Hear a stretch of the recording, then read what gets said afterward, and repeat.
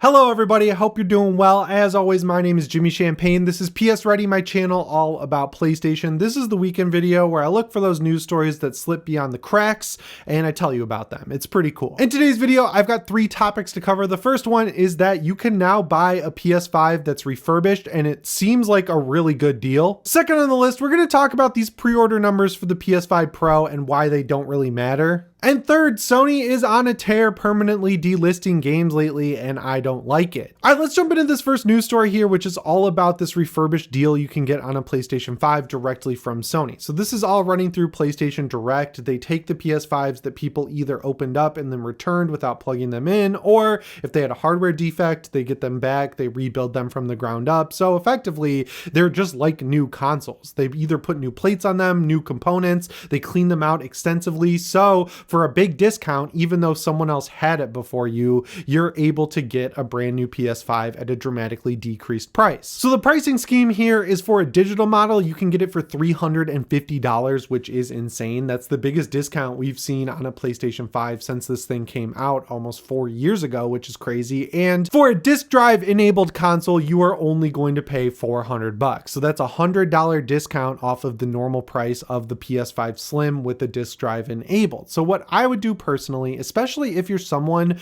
who doesn't play a lot of physical games, like you bought all your stuff digitally during the PS4 generation, you've continued to do that during the PS5 generation, which I'm assuming is most of you, just because we know that like 75 to 80% of purchases made now are digital games. I think you should probably go with the digital model because of how cheap it is. $350 is insane. I know it's the price that used consoles are going for on eBay, but you get that extra assurance with this because you're buying it directly from Sony. So you get a warranty with it of 1 year. So if you get it and it breaks and it doesn't work anymore, you can get it switched out for free. Of course, it's going to be a lot easier to do that if you have level 4 of PlayStation Stars because of the perk you get where you get like priority access, I guess, to support, which is insane. But if you're level 4, which you probably are, if you buy all your games digitally, you'll be able to get that thing switched out if you have any problems with it. And also they're doing a full rebuild of the console if it has any like technical difficulties or anything like that. And if it doesn't,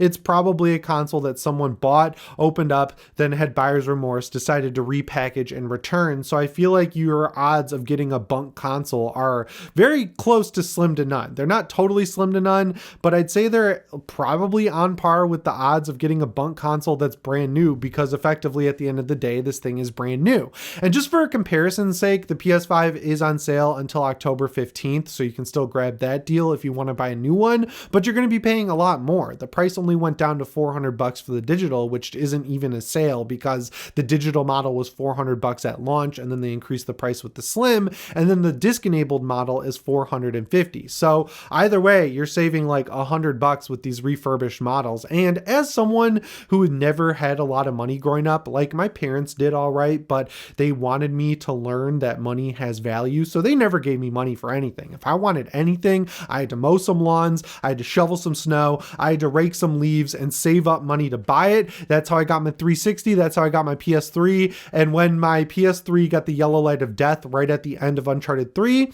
I had to make a game time decision, and I found a guy on Craigslist who was selling a PS3 console with a few games. I traded him my Xbox 360. I met him outside my college. We did the swap, and then I took all the games that he had with it and I traded them in at GameStop and ended up getting some new games that I didn't own. So there's like a primer for my way of thinking when it comes to this stuff. And that being said, I've never had issues with used products. I bought iPhones used, I bought iPads used, I've even bought MacBooks used, and I've bought most of them from the retailer. I've gotten some things off Craigslist or Facebook Marketplace, but in every case, no matter what, I've never had any issues. So yeah, of course, there's always the chance that you could buy a console through this refurbished process and get a bunk console, but just because it's coming directly from Sony, I'd say the odds of that happening are very low. The only place I would not recommend ever buying a used console is GameStop. If you didn't know, I used to be the lead editor for Austin Evans for like 6 years, and one of our most popular videos we would make at the time was when we would buy used consoles from GameStop and tear them open. And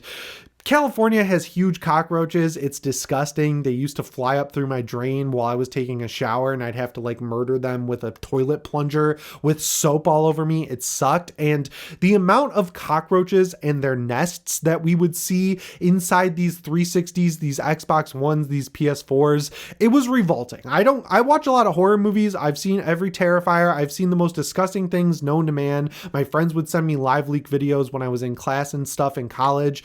Nothing is more disgusting to me than roaches and roach nests. And the fact that GameStop, all they do is just test the thing turns on. They don't even try to run a game on it, and then they package it right up and sell it as a used console. That's like, should be criminal in my opinion. If you're selling something without checking for bug residue or cockroach crap, bodies and everything else, you should not have a job, and you should go to jail for an indiscriminate amount of time as a corporation. Like, take the CEO of GameStop and put him in jail for selling roach infested consoles. That is unforgivable to me because they make me want to throw up.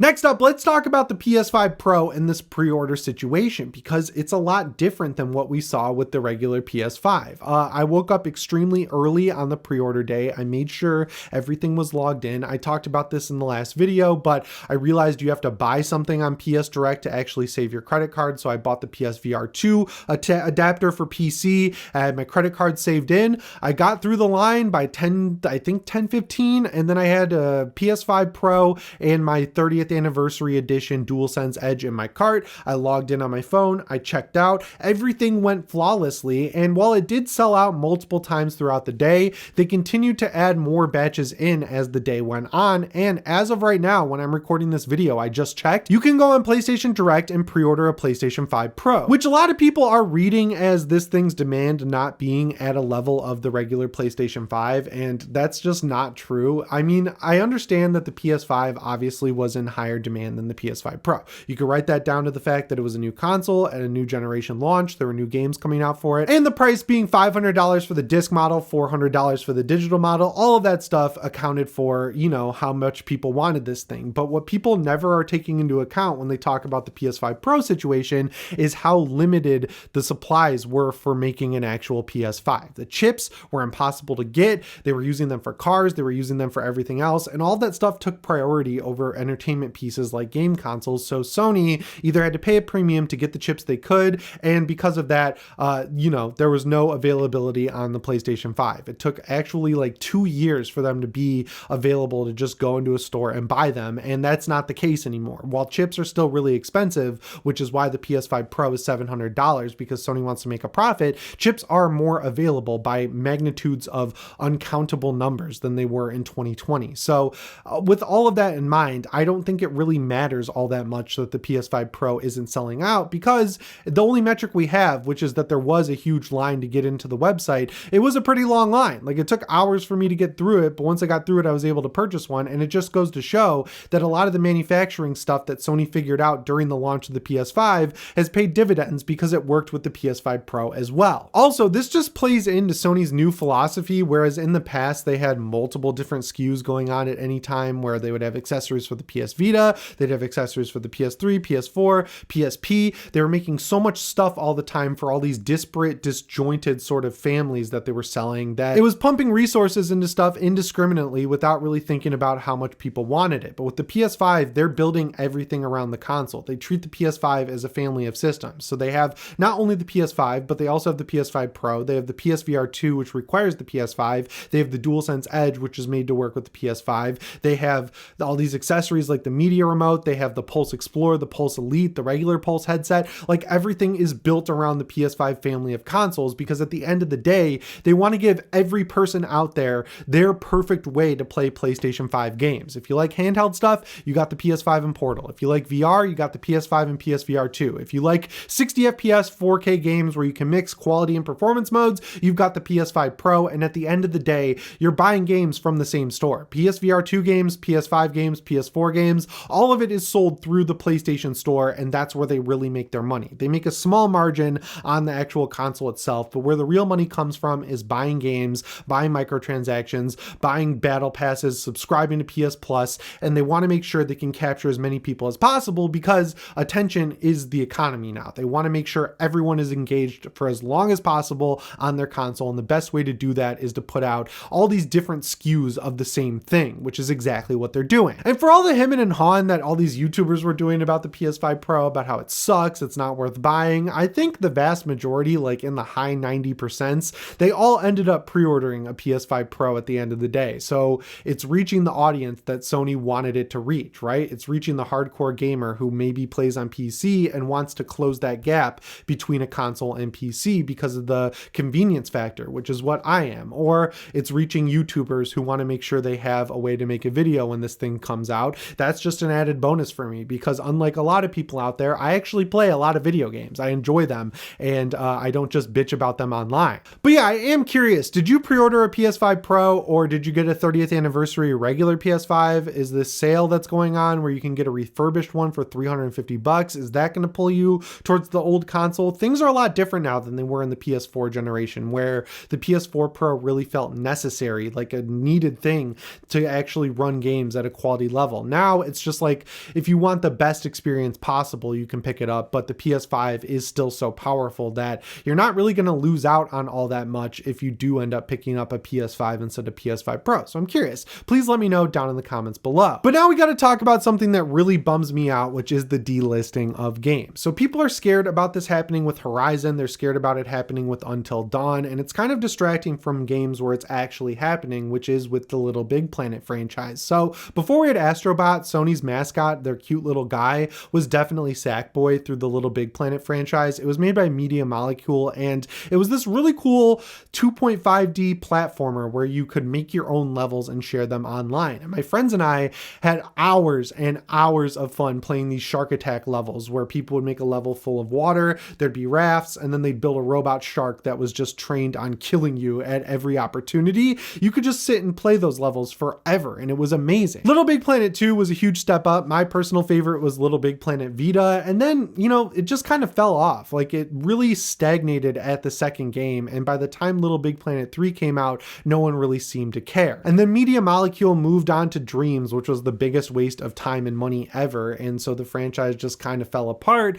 and then hackers took over and started hacking the PSN through that game, so they took down Little Big Planet, they took down Little Big Planet 2 servers, they took down Little Big Planet Vita servers, and now at the end of October, they are also going to take down Little Big Planet 3. Now, the silver lining here is that the game is on sale, and if you buy it before October 31st or whatever, you're going to be able to keep playing it forever. So if you want to play this game, it will run on your PlayStation 5 because it was a PS4 game around the launch of the PS4. But yeah, you're going to lose out on one of the most critical features, which is being able to share levels online. And when this game goes down, all of those creations that people have made over the decade or so that Little Big Planet has been out are just going to disappear forever. I wish Media Molecule figured out some way to back those up, and then they could do a Little Big Planet hub or something where you don't get the campaigns. You might be able to retain your microtransaction skins for like Ezio or whatever as Sackboy, and then you can just play all these levels that people have created and maybe even create new ones. I don't think Sony's ever going to do anything with Little Big Planet going into the future, mainly because they have Astrobot now, and as far as mascots go, I think Astrobot is just objectively a much better mascot for the PlayStation brand as a whole because his whole game is about rebuilding a PlayStation 5 console, and he looks like the PS5's color scheme to begin with. But I've always loved Sackboy. I had a Sackboy keychain on my backpack all throughout college, and I'm gonna miss the little guy. So yeah, it sucks when games get delisted, and I just hope it stops for at least the time being with Little Big Planet 3, because we don't need to see all these games that are getting remakes like The Last of Us, Horizon Zero Dawn, allegedly Days Gone, and Until Dawn losing their original versions, because in a lot of cases, like Until Dawn specifically, the best version is still the original PS4 version of the game. Anyway, guys, that's all I have for you in this weekend update here on PSReady. Let me know what you think down in the comments below. Remember to subscribe and set your notifications to all if you haven't already. As always, my name is Jimmy Champagne. I'll see you in the next one. Thanks for watching, and shape on.